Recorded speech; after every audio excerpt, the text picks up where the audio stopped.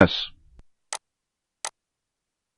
Flight Control Unit, or FCU, is located in the center of the glare shield and is used by the flight crew to select short-term changes or modes to the FMGS.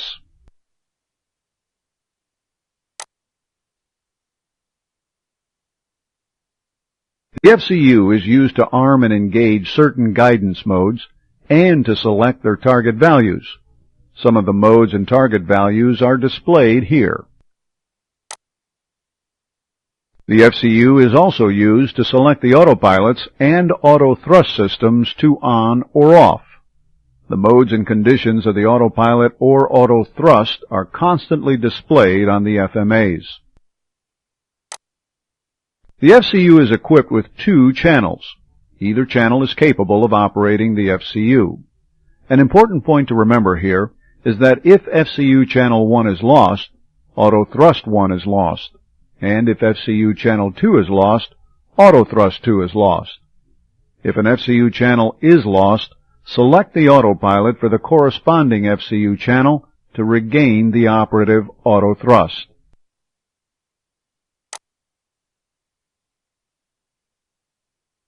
The FCU has 4 knobs and an associated window above each knob. From the left, they are the speed Mach knob, heading track knob, altitude knob, and the vertical speed flight path angle knob. Pulling a knob will engage the mode to guide to the selected target value. When a knob is pulled out, the mode is called selected. Rotation of these knobs will change the selected value. The selected mode of FMGS operation is considered a short-term mode, and the target value is displayed both in the window and on the associated PFD scale with a blue target value.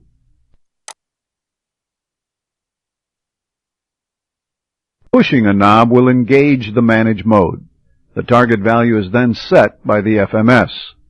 The manage mode of FMGS operation is considered a long-term flight mode. When a mode is managed, the corresponding window displays white dashes in place of the selected value with a solid white dot.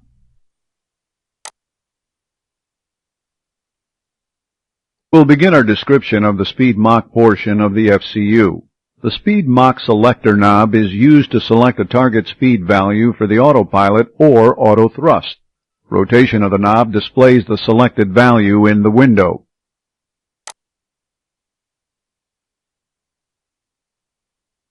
During auto flight, when the speed Mach selector knob is pulled out, the selected speed mode controls speed either through the autopilot, which is pitch control, or through the auto thrust, which is thrust control, depending on the current operation.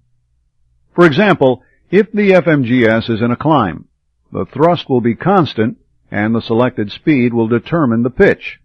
But if the FMGS is operating in the cruise mode, the selected speed will determine the thrust level.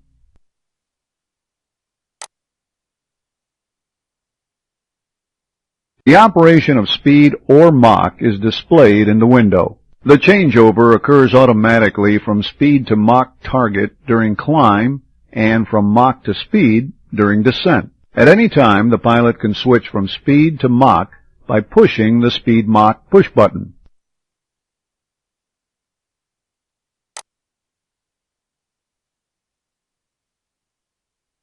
If the speed Mach selector knob is pushed in, the managed speed mode is engaged on the autopilot or auto thrust as appropriate.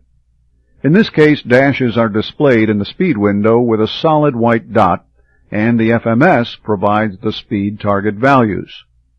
The target speed is displayed on the PFD and also on the appropriate page of the MCDU.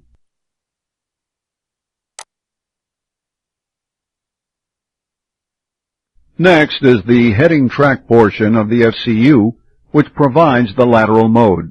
Pulling the knob engages the selected lateral mode to be able to select a heading track target. Rotation of the knob changes the heading or track target value depending on which mode is in use.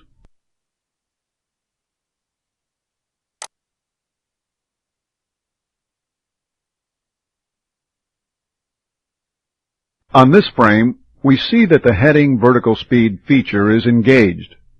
With heading vertical speed engaged, the flight reference is the PFD attitude, and the flight director crossbars are displayed to provide guidance to the lateral or vertical axis.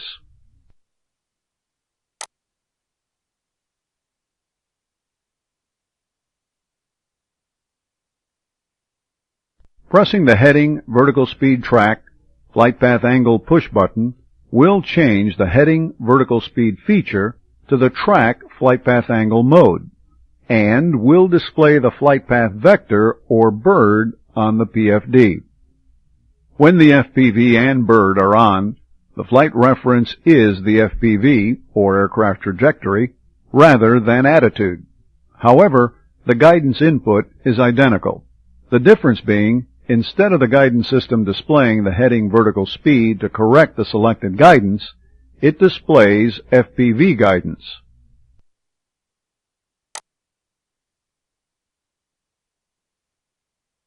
Pushing the knob engages the Managed Lateral mode.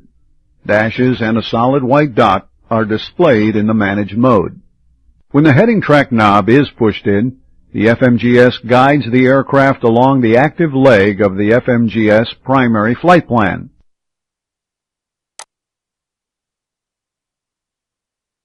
Now we'll describe the vertical portion of the FCU. The altitude selector knob is used to select a target level off altitude.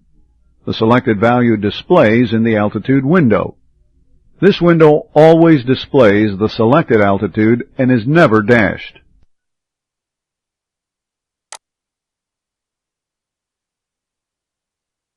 The altitude knob has an inner ring and an outer ring. The inner ring is rotated to select the FCU target altitude as described. The outer ring is rotated to select increments of 100 or 1,000. Normally, the outer ring is set to 1,000-foot increments unless missed approach altitudes are set that are in hundreds.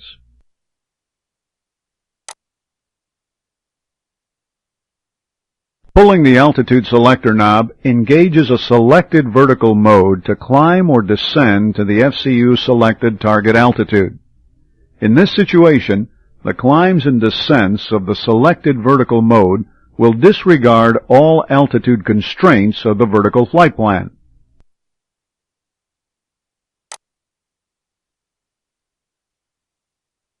Pushing the altitude selector knob engages the Managed Vertical mode to climb or descend to the FCU selected target altitude, and the white level change light comes on. In this situation, the climbs and descents of the Managed Vertical mode will fly the computed FMS vertical profile and comply with all altitude constraints of the vertical flight plan.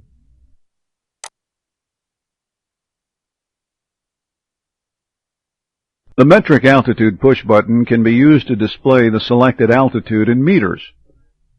With metric altitude selected, the meters will be displayed in the permanent data display area of the ECAM system display.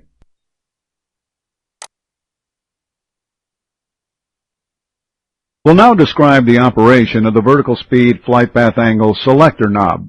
Pulling the knob engages the selected mode of the vertical speed or flight path angle operation. Rotation of the vertical speed flight path angle selector knob allows the pilot to select a target vertical speed or flight path angle.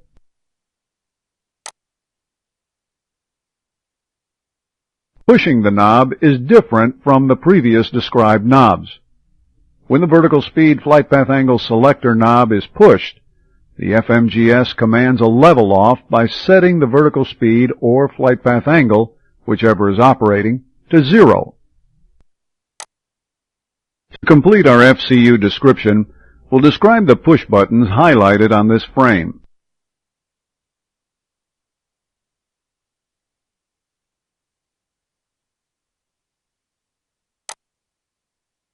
The localizer push button is used to arm or engage the localizer mode. When selected, the green lights in the push button come on.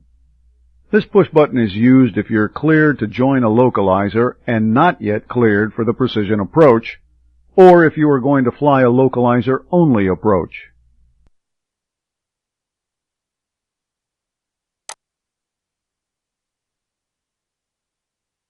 The approach button enables and is used to arm or engage the approach modes. The approaches are selected in the FMS flight plan. When approach is selected or engaged, the green lights in the push button come on.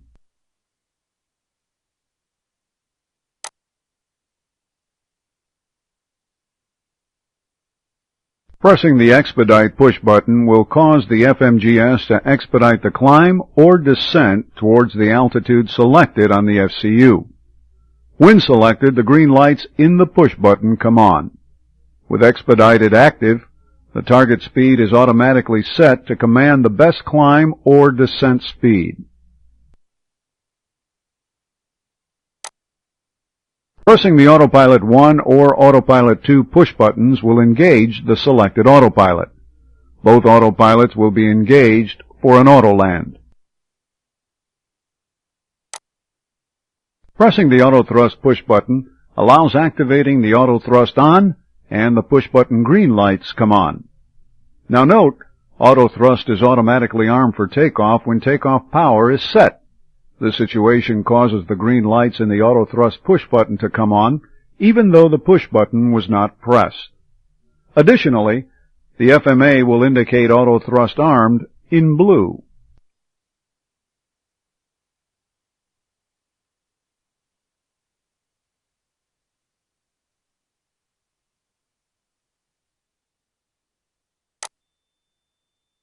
The Autopilot and Auto Thrust push buttons may be pressed to turn off an autopilot or the Auto Thrust, but this is not the recommended procedure. Well, this completes our description of the FCU. Now for some questions.